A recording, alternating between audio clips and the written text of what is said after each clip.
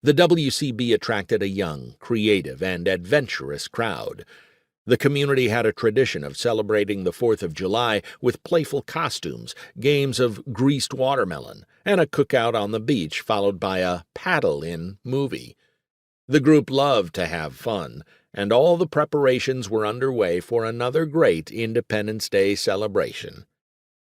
Now everyone who had remained in camp gathered on the western side of Pine Cliff to watch the weather come in. As the wall of green clouds approached, the breeze began pushing the trees. The rain came on, and there was another uptick in the wind. WCB employees were familiar with being exposed to inclement weather. Many of them loved to experience meteorological histrionics firsthand. Now several of them stepped out on the western-facing deck and began dancing in the downpour. Not long after the rain began, Jen thought she saw lightning approaching with the intensifying weather. The trees began to sway more wildly, and for fear someone was going to get hurt, she called out to the revelers to return to the safety of Pine Cliff's interior. Finally, the gathering storm forced everyone inside. Amazingly, the wind intensified.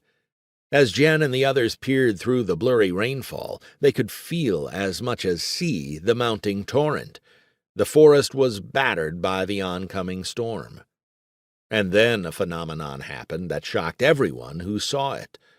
The massive trees of the surrounding forest began to lift and settle, as if some kind of seismic wave were sweeping toward them. Jen had attended enough naturalists' lectures to know the forest of the Boundary Waters had shallow roots. The area was rocky, and the soil in many places was only inches deep. In consequence, the towering red and white pines' root systems spread out beneath them, some growing wider than their canopies. Under the soil, many of the trees' root systems were interconnected. Now the tops of Dominion's old trees intensified their sway. Jen and the others watched in amazement as the carpet of huge intertwined trees were being lifted up out of the ground and set back down, as Jen recalled.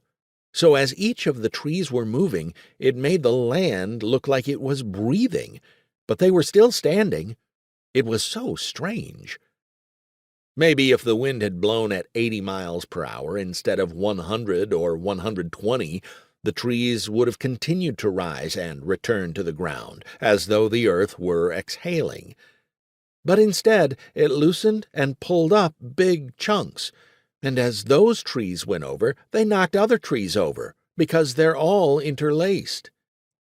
The undulation was making the giant pines bend and weave and rise and drop like shocks of wheat succumbing to the sweep of a giant invisible hand. Then everyone felt an even stronger blast of wind, and the huge trees, on Fishhook and nearby Dominion and 3 Mile Island and all over the heart of the Boundary Waters, began to fall.